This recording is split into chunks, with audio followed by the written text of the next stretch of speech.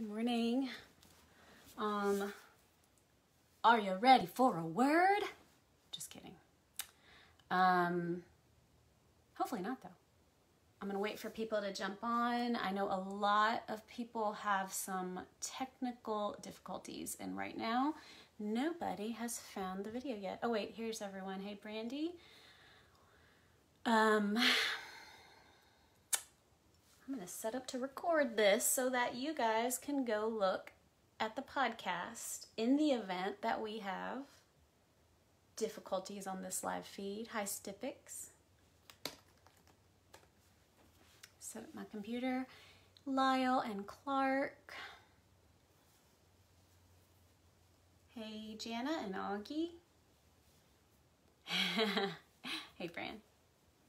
Hey, Mom. Do you guys notice that Lyle puts a cowboy emoji in every video every single week? Did you guys know that the pastors text each other during these, so then you're staring at the screen and you see their text pop up and it distracts you? We like to haze each other a little bit. I'm gonna wait for, hi Joyce and David. I'm gonna wait for more people to pop on. Kiana, Calvin, I know that we had several more in the other video, so I'll wait. Hi Brittany. Wait, Janet, I already forgot what I asked. You wrote, I did notice, but I don't know what you're talking about. Oh. Hi Paul, hi Zach and Peyton, hi Tracy Lee. Hey Henzelkas, happy birthday Haddon. Hi Ciara, Forrest. Oh, the cowboy. Okay, Jana is so observant. She is so observant. Someone, Matt or Fran, is on Peace of Christ because they just said good morning. Hi Trey. Okay, well, just a... These comments are funny. Matt, okay. I'm going to pull up Audacity. I'm going to try and record on my computer because I really think my phone does better recording. Just a little guess. Okay, so like I said, we've been having technical difficulties. It can't be helped. Everyone in the world is using virtual meetings right now to gather for church. Hi, Dad. So we're just gonna do our best. But believe me, none of you have it harder than me right now because it does not get any less weird from week to week staring at yourself and talking. It is so odd. And so when you guys have problems, I get really sad because I need your engagement to not feel crazy. So thank you for pushing through, watching in real time, and being a part of this in real time, because it really is encouraging to us as we try and share some words with you all. And we miss, preaching to a screen is so hard. We miss the energy, the inspiration, the motivation, the encouragement we get from being in the room with you guys. It is so hard to talk to yourself on the screen. I linked to our worship guide. We have a worship guide starting this week. Sorry it took us so long to do that, but we have one. It is in the caption. So go to that link and you can see the order of everything, and you can see what's going on for all of this little span of gathering today. That's all I got for you. I'm gonna read the text, and the text is sort of long this week. Let me set up to record.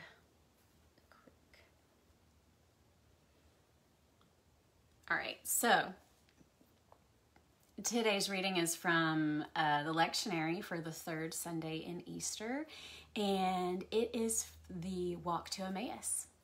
And and it is from Luke chapter 24, verses 13 through 35. Like I said, this is kind of a longer reading, so just get ready for story time here. All right. Now, on that same day, we're talking about the resurrection, you guys.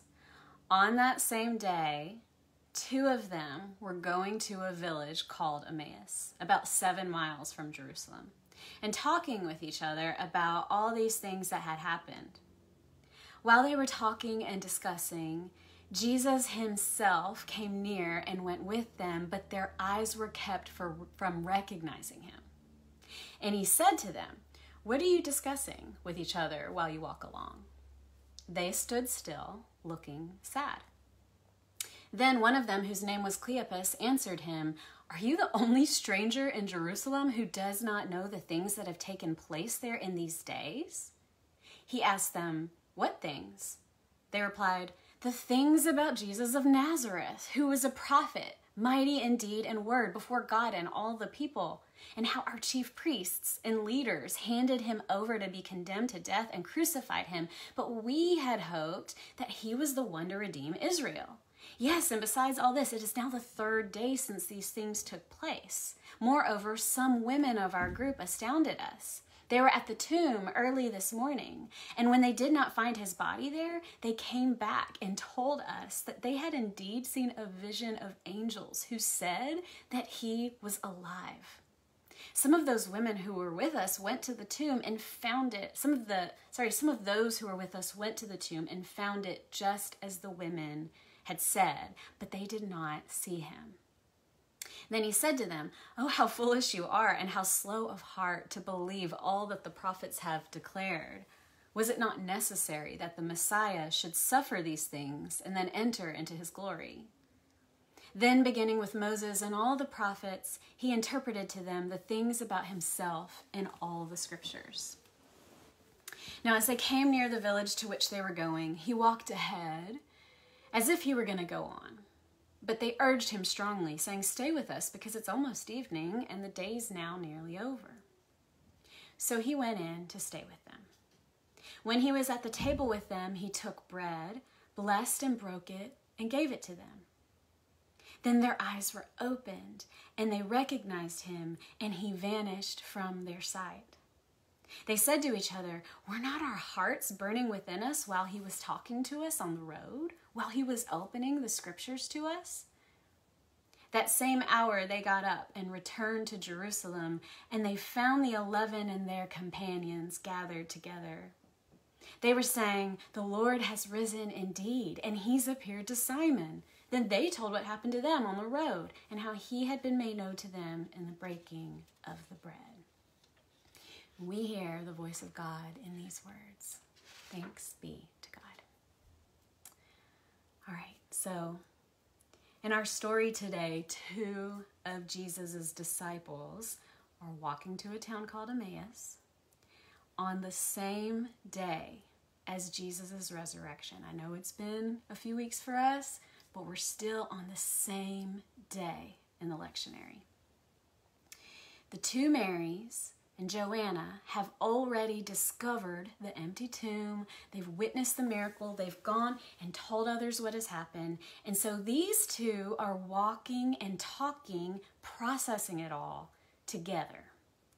Basically, everything that we reflect on year after year after year during Holy Week and on Easter, these 2 were living it in real time. They were trying to do what we are still doing today, which is fathom all these mysterious events. So, when Jesus appears to them, they are in the middle of this. It's pretty obvious that they have yet to absorb all that's taken place. They're practically rambling. There's no filter to their speaking. They're a mixed bag of emotions. They seem sad and dejected and confused, but also a little bit hopeful and a little bit excited. But regardless, here is what I notice. I notice that they give themselves space to feel all their range of feelings. And from within this space, there's no limit to vulnerability or to honesty. And this is proven by the fact that they're willing to express all these same feelings and things to a stranger who happens to be Christ. This tells me that their processing matters. Their working through their faith questions matters, not just internally, but externally, with each other in community. This is what they're doing here. So they create the space, they lean into it, and guess what? God shows up. And because they've created the space, and because they've postured themselves to listen in the teaching moment that they get from it, the communion moment becomes possible. It is in this moment that God becomes not just present, but recognized and known. It is in this moment is so significant that it sticks. And all these years later, we are still observing the communion ritual in churches all over the world, spanning the spectrum of Christian tradition. So communion, in our little tiny but mighty Peace of Christ community, has long been my favorite element in our Sunday gatherings. Anyone else? At our church, we hold space for the communion moment every single week. It is the high point of our time together. Not the sermon, communion. And oh, how I have missed it. I miss participating in this ritual that symbolizes our togetherness. It is unique to experience a sense of corporate intimacy, but that's what communion is for us at Peace. It's our moment symbolizing the total inclusion and the radical love of Christ. And it doesn't matter. It doesn't matter if you've been around for ages or if you just stepped through the door of our community. It has never mattered your age. It has never mattered your gender identity or your sexual orientation or your skin tone or your education level or your documentation status or your able-bodiedness. And it sure as hell has never mattered your theological rightness. All are welcome here. All belong, say it with me, no exceptions. This moment of communion is one of beauty and collective connection. It's a blessing we have wrenched from a faith tradition overshadowed by the insatiable need to declare who is in and who is out. It is the mysterious place where we recognize our oneness in Christ. And I have such good memories when I think about our weekly ritual. One of my most recent memories is of 4-year-old Gwen passing out the bread to everyone. It's not odd to see a kid sharing the elements at our church, but it never ceases to delight me. When I reflect on our communion setup, I see our deacons quietly offering the bread and cup to the band before the music begins and all join in. I see Augie and Haddon up there so often with their baseball caps because we are not a church interested in formalities. I see every single kid getting the biggest slice of bread that they see in the bowl and absolutely drenching it in the grape juice. I see people saying hello to each other and meeting eyes and giving hugs. And I see Jana every single time saying the person's first name as she hands them communion. And I miss it. Does anyone else miss this? Am I making you feel nostalgic yet? I miss anticipating what Matthew was going to say in his beautiful communion meditations. And personally, I can recall trying to read poems, trying to read prayers over the cries and giggles and not so subtle whispers of all our kids. And I also remember when we intentionally moved communion to the start of the service just so they could participate. The noise was just our friendly spirit reminder that true inclusion is often uncomfortable and disruptive.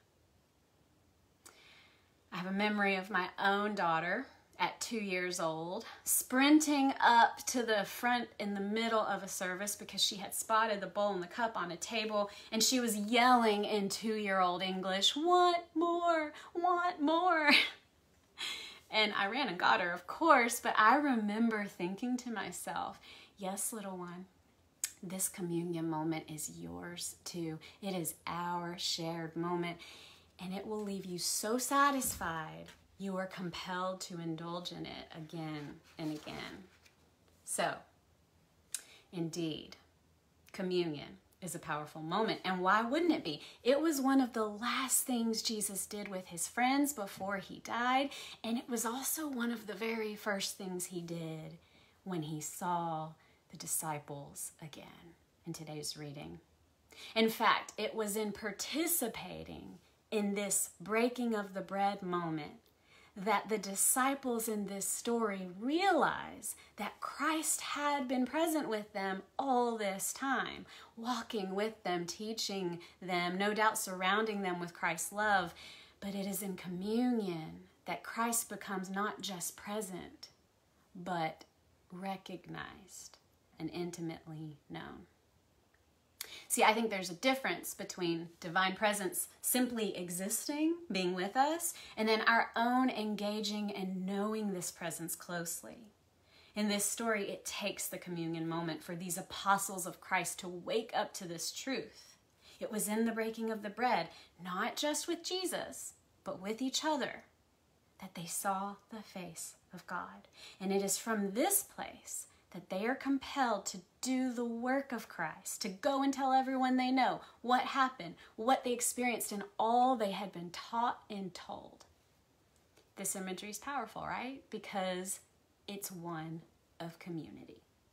It's about communion with God and others, from walking together, journeying together, processing together, breaking bread. It's all done in community in this story. So it's no wonder to me that the ancient ritual of communion might be our pole star during sacred gatherings.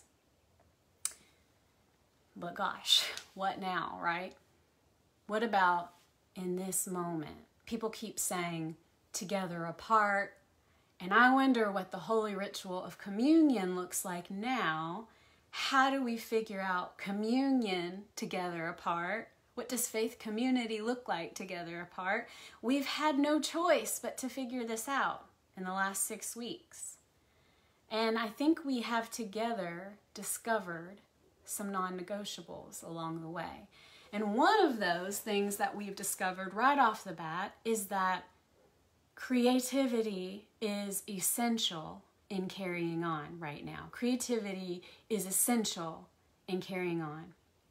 Thriving as a community in this season is taking unconventional, out-of-the-box thinking. We are practicing surrender over and over again, letting go, creating anew constantly. We're learning to use technology to our advantage, yes, but we are also thinking of imaginative ways to engage with each other. So even though we are apart, we are still somehow together.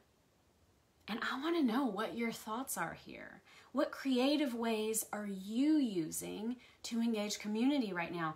We want to hear from you. This is a great time to write those things up there in the comments, because we still have a ways to go. We still have a lot to learn, and creativity is essential in carrying on. We've also discovered that resilience is required.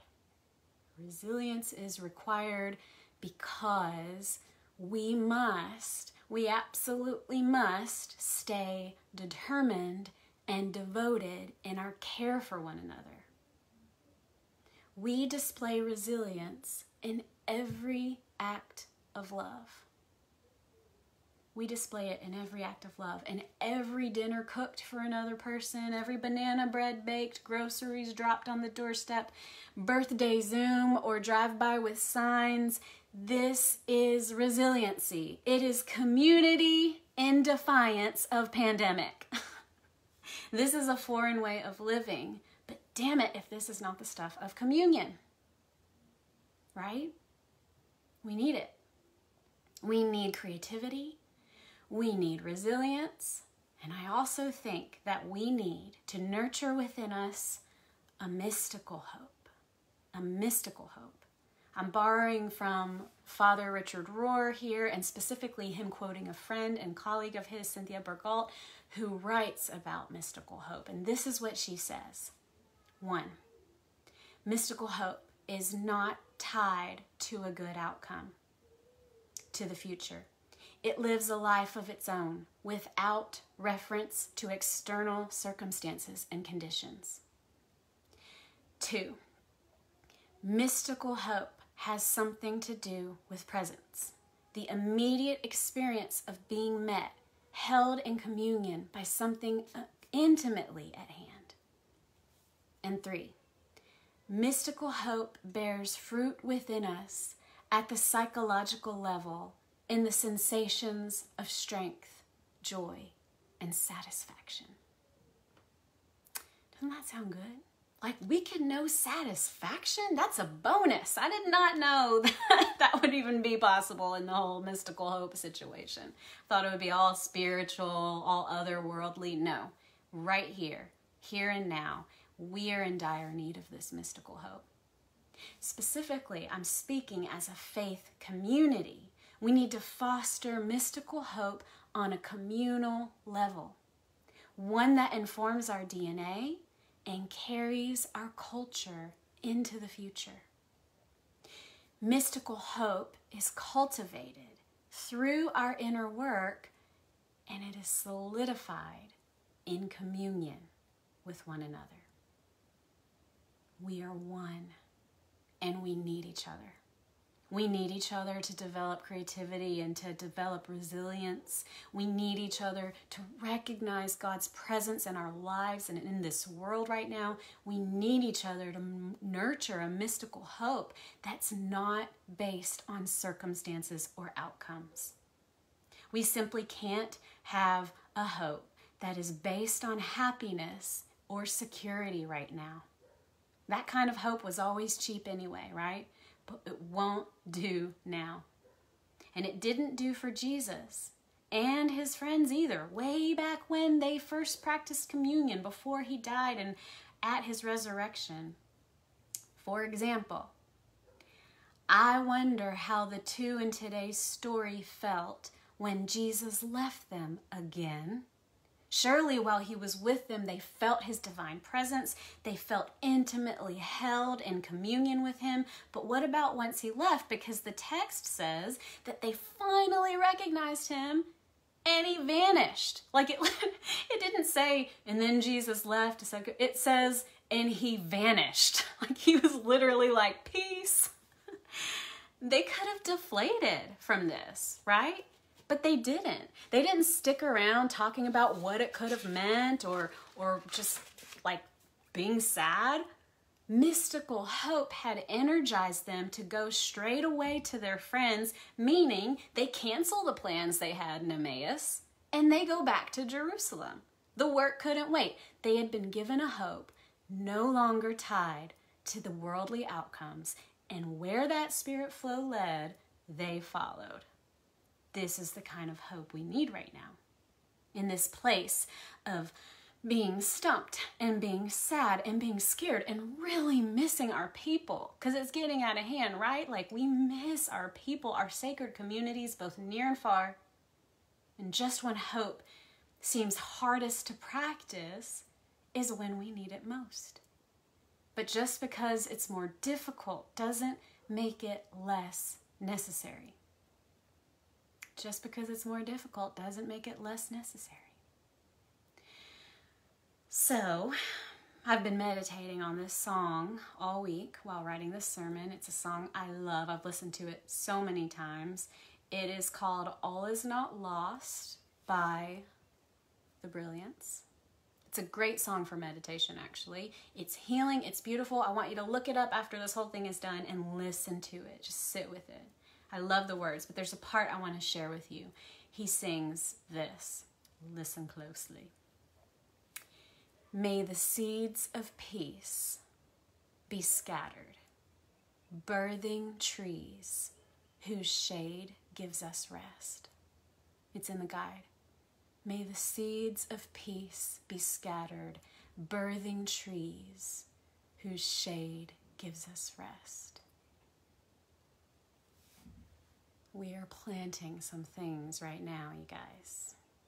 Whether we like it or not, whether we mean to or not, things will be birthed from this place, from this moment.